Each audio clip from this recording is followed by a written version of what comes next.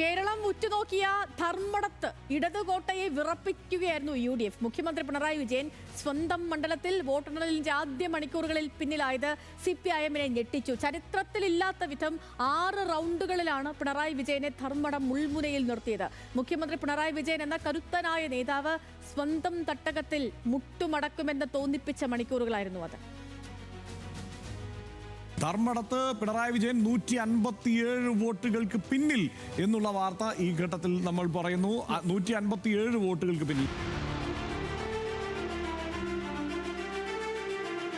പിണറായി വിജയൻ 157 വോട്ടിന് പിന്നിൽ. രാവിലെ വോട്ടെണ്ണി തുടങ്ങി 49 മിനിറ്റുകൾ കഴിഞ്ഞ സമയം. 2021 മുഖ്യമന്ത്രി പിണറായി വിജയൻ 50,123 വോട്ടുകളുടെ ഭൂരിപക്ഷം കൊടുത്ത CPIM-ന്റെ ഉരുക്കുകോട്ടയായ ധർമ്മടത്തു നിന്നും വന്ന വാർത്ത എല്ലാവരെയും ഞെട്ടിച്ചു. ഭരണവിരുദ്ധ വികാരത്തിന്റെയും പിണറായി വിജയൻ എന്ന നേതാവിനോടുള്ള എതിർപ്പിന്റെയും എല്ലാ തീവ്രതയും നിറഞ്ഞു നിന്ന മണിക്കൂറുകളാണ് പിന്നീട് കേരളം കണ്ടത്.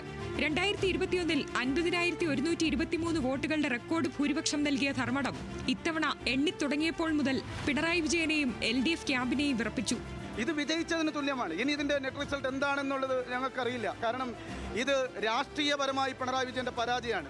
ഞാൻ ഇപ്പോഴും പറയുന്നു, 3 പഞ്ചായത്തുകൾ UDF ചരിത്രത്തിലൊരിക്കലും പഞ്ചായത്ത് തുടങ്ങിയതിൽ പിന്നെ ഒരിക്കലും ഭരിച്ചിട്ടില്ലാത്ത പഞ്ചായത്താണ് ചെമ്പിലോട്.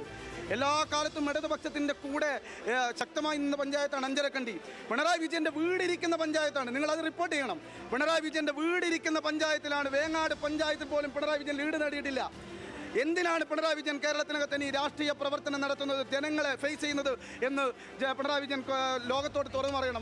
ആദ്യ റൗണ്ടിൽ 733 വോട്ടുകൾക്ക് തുടങ്ങിയ അബ്ദുൾ റഷീദിന്റെ മുന്നേറ്റം 2ാം റൗണ്ടിൽ 2523 ഉയർന്നു. 3ാം റൗണ്ടിൽ 2077-ഉം 4ാം റൗണ്ടിൽ 2812-ഉമായിരുന്നു UDF-ന്റെ ഭൂരിപക്ഷം. ഇടതുകോട്ടയായ ചെമ്പിലോട് പഞ്ചായത്തിൽ പോലും പിണറായി വിജയൻ പിന്നിലായി എന്നത് CPIM-നെ പ്രതിരോധത്തിലാക്കി. 5ാം റൗണ്ട് എത്തുമ്പോഴേക്കും ഭൂരിപക്ഷം 1090-ലേക്കും 6ാം റൗണ്ടിൽ 647-ലേക്കും താഴ്ന്നു. 4 മണിക്കൂർ നീണ്ട ഉദ്വേഗത്തിനൊടുവിൽ 7ാം റൗണ്ടിലാണ് മുഖ്യമന്ത്രിക്ക് അല്പം ശ്വാസം നേടാനായത്. 1536 വോട്ടുകളുടെ നേരിയ ഭൂരിപക്ഷത്തോടെ പിണറായി തിരിച്ചുകയറി. LDF ഭരിക്കുന്ന പഞ്ചായത്തുകളിൽ പോലും മുഖ്യമന്ത്രി പിന്നിലായത് ഭരണവിരുദ്ധ വികാരത്തിന്റെ തീവ്രത വെളിവാക്കുന്നതായിരുന്നു.